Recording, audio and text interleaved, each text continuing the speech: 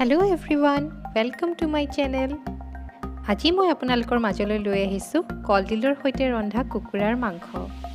এইবিধ ব্যঞ্জন মোৰ বিৰাটেই প্ৰিয়।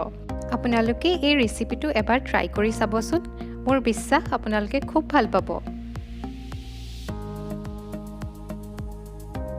বলক তেন্তে মেৰিনেশ্যন আৰম্ভ কৰোঁ। মই লৈছো কুকুৰাৰ মাংস, মিডিয়াম সাইজৰ পিয়াজ বটা, নহৰু বটা, আদা বটা, ধনিয়া গুড়ি, জিৰা গুড়ি, ৰঙা জলকীয়া গুড়ি, হালধি, নিমখ আৰু মিঠাতেল। মই গোটেইখিনি এতিয়া এই মাংসখিনিৰ লগত দি ভালকৈ মিলাই ল'ম।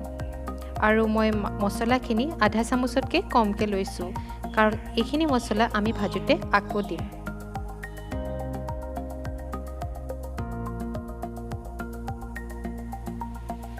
এতিয়া মই মিঠাতেলখিনি ঢালি এইখিনি খুব ধুনীয়াকৈ সানি ল'ম।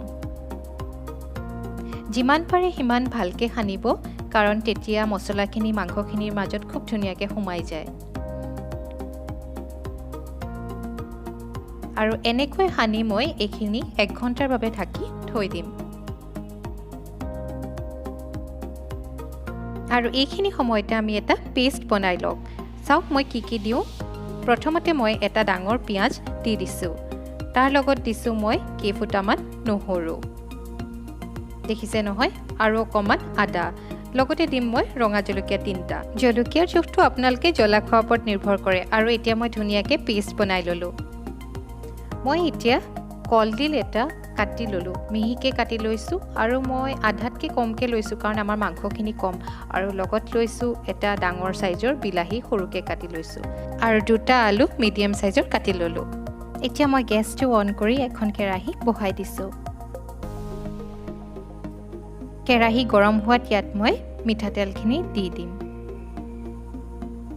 আৰু এটাকৈ গৰম মছলাখিনি ইয়াত দি যাম। প্ৰথমতে মই তাত তেজপাতখিলা দি দিম। তাৰপিছত দিম এটা ইলাচি। ইলাচিটো মই অকণমান ফালি লৈছিলোঁ। লগত দিম এডোখৰ ডালচিনি, 2টা লং, আৰু 5ৰ পৰা 6টা গোটা জালুক।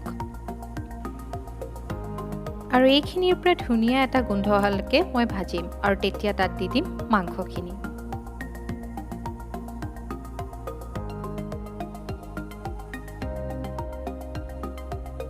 মাংসখিনি মই 5 মিনিটমান ভালকৈ ভাজি ল'ম।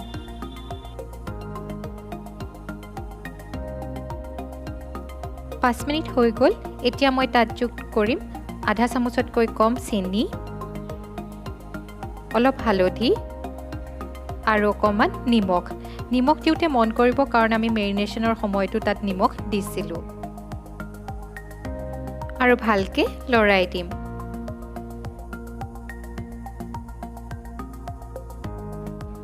এতিয়া মই পেষ্ট কৰি থোৱা মছলাখিনি ইয়াত দি দিম। আৰু খুব ধুনীয়াকৈ এইখিনি লৰাই দিম, যাতে মছলাখিনি মাংসত ভালকৈ লাগি যায়। আমি মছলাখিনি 5ৰ পৰা 6 মিনিটমান ভাজিম, যাতে তাৰ পৰা তেলখিনি বিৰিঙি উঠে।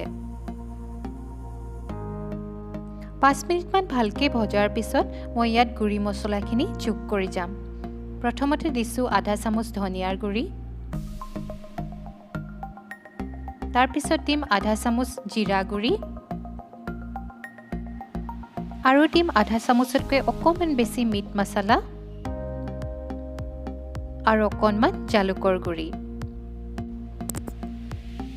এতিয়া মই এইখিনি ধুনীয়াকৈ লৰাই ঢাকোন এখন দি ঢাকি থৈ দিম। মই 5ৰ পৰা 6 মিনিটমানেই ঢাকিম।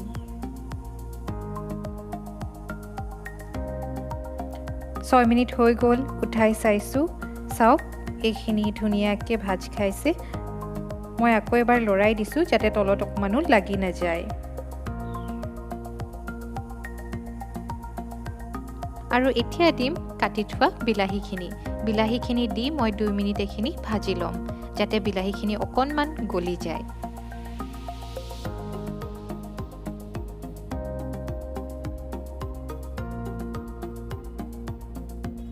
বিলাহীখিনি অকণমান গলা যেন দেখি মই ইয়াত আলুখিনি যোগ কৰি দিলোঁ। আৰু ধুনীয়াকৈ লৰাই দিম, যাতে চবতে মছলাখিনি সমানে লাগি যায়। আৰু ঢাকোন মাৰি 5 মিনিট সিজিবলৈ দিম।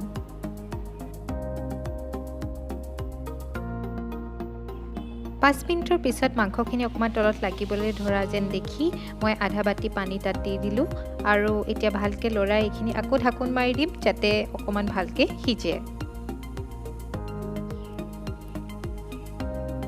5 মিনিটৰ পিছত মই ঢাকোনখন উঠাই চালোঁ আৰু এইখিনি চাওকচোন কি ধুনীয়া ৰং এটা আহিছে। ইয়াত মই এতিয়া আমি কাটি থোৱা কলডিলখিনি দি দিম। কলডিলখিনি দি আকৌ ধুনীয়াকৈ লৰাই দিম যাতে আকৌ মছলাখিনিৰ লগত কলডিলখিনি ধুনীয়াকৈ মিলি যায়। ঢাকোনখন মাৰি দিম যাতে এইখিনি ভালকৈ সিজি আহে। মাজতে মই এবাৰ ঢাকোনখন দাঙি চালোঁ আৰু এইখিনি ধুনীয়াকৈ লৰাই দিছোঁ আৰু এইখিনি সময়তে মই ইয়াত যোগ কৰি দিম 1 বাটি গৰম পানী। অথনিও মই গৰম পানীয়ে ব্যৱহাৰ কৰিছিলোঁ, খালি ক'বলৈহে পাহৰি গৈছিলোঁ। আৰু এইখিনি মই এতিয়া ঢাকোন মাৰি সিজাই ল'ম। মই 15 পৰা 20 মিনিট মানেই সিজাম যেতিয়ালৈকে আলুখিনি ধুনীয়াকৈ সিজি নাযায় আৰু মাজে মাজে খালি মই লৰাই থাকিম যাতে তলত লাগি নাযায়। পানীৰ পৰিমাণটো আপোনালোকে চাব আপোনালোকক কিমানখিনি জুলীয়া লাগে। আমি যিহেতু গ্ৰেভিকেই খাম সেইকাৰণে মই এবাটি পানীয়ে দিলোঁ। 15 মিনিটৰ পিছত মই ঢাকোনখন উঠাই চাইছোঁ। চাওক আমাৰ এইখিনি ধুনীয়াকৈ হৈ গৈছে আৰু মই এতিয়া গেছটো অফ কৰি দিম। এয়া কলডিলৰ সৈতে কুকুৰাৰ মাংস ৰেডি। এইখিনি ভাত বা ৰুটিৰ লগত পৰিৱেশন কৰিব পাৰে। এই ভিডিঅ'টো চোৱাৰ বাবে অশেষ ধন্যবাদ। যদি ভাল পালে লাইক আৰু শ্বেয়াৰ কৰিব আৰু মোৰ চেনেলটো ছাবস্ক্ৰাইব কৰিবলৈ নাপাহৰিব। কাষতে থকা বেল আইকনটো চুই দিব। আজিলৈ আহোঁ, পুনৰ লগ পাম এটি নতুন ৰেচিপিৰ সৈতে। ধন্যবাদ।